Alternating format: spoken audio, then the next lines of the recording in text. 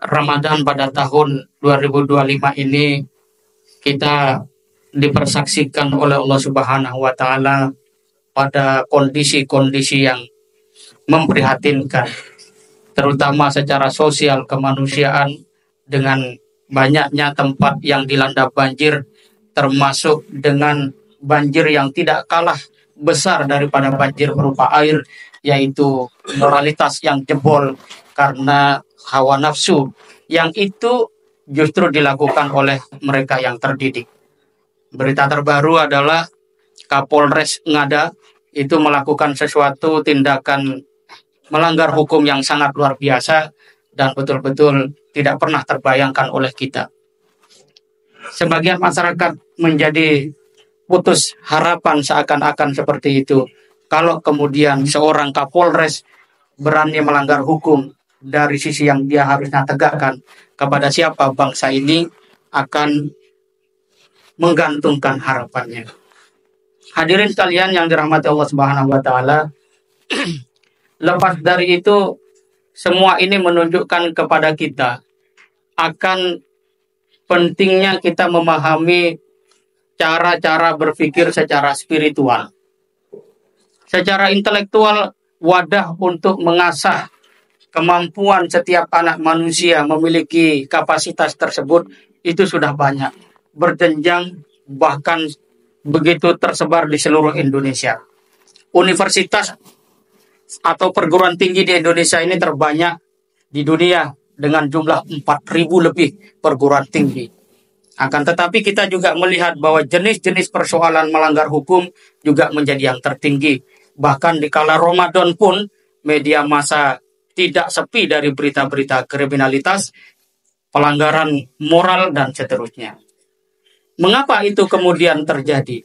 Karena kebanyakan di antara umat Islam itu sendiri belum menggunakan atau belum memahami dengan baik bagaimana cara menggunakan berpikir secara spiritual. Secara intelektual orang sudah bekerja itu. Tetapi ketika spiritualitasnya rendah, maka dia akan terjerembab pada kondisi yang jauh lebih buruk daripada binatang ternak. Demikian oleh Al-Quran ditegaskan. Balhum adol. Mengapa itu terjadi? Karena orang yang kemudian terseret pada cara-cara berpikir intelektual semata dengan mengesampingkan berpikir spiritual, dia terlalu fokus dan terjebak pada ilusi yang disebut dengan ilusi kosmik.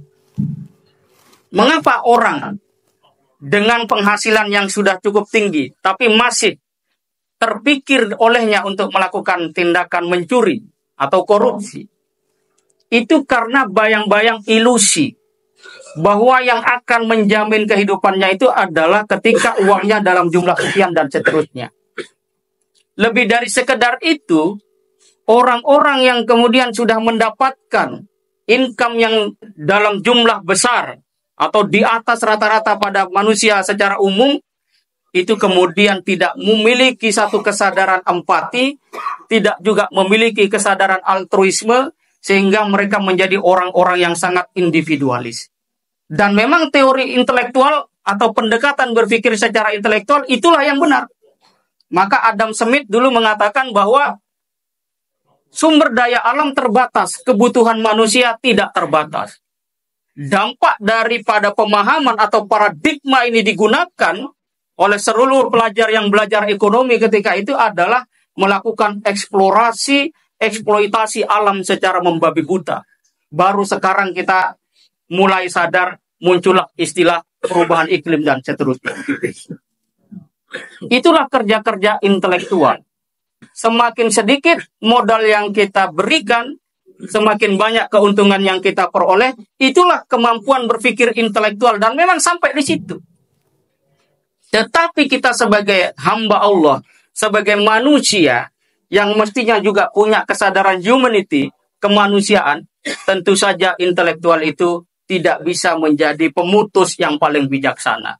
Intelektual kalau di dalam Islam itu hanya sensor untuk menangkap kebesaran Allah, yang kemudian dengan itu intelektual tunduk atas cahaya yang diberikan oleh wahyu Al-Quran itu.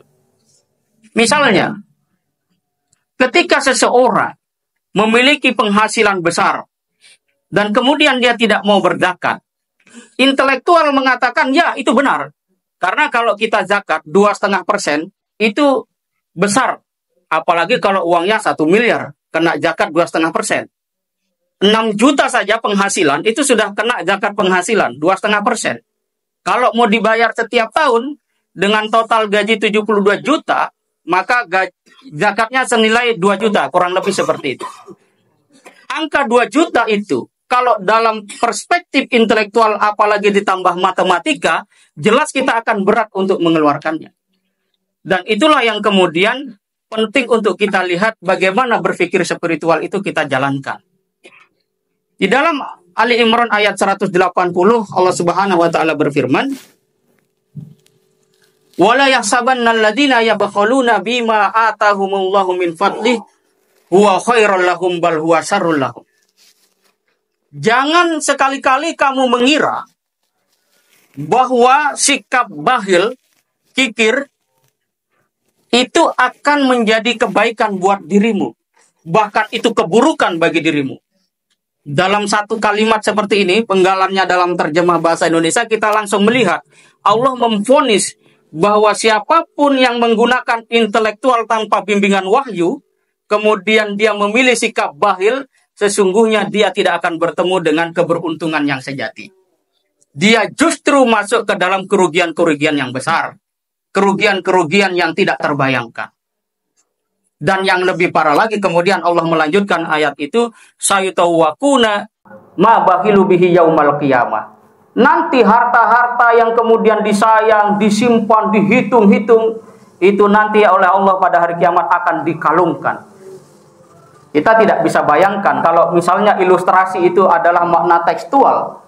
Ada orang punya motor, punya mobil, kemudian motor dan mobil itu dikalungkan hanya karena dia tidak membayar zakat, tidak mau sedekah, tidak mau berbagi, itu seperti apa? Dan tentu saja secara maknawi ini menunjukkan bahwa kerugian besarlah bagi orang-orang yang bakhil itu.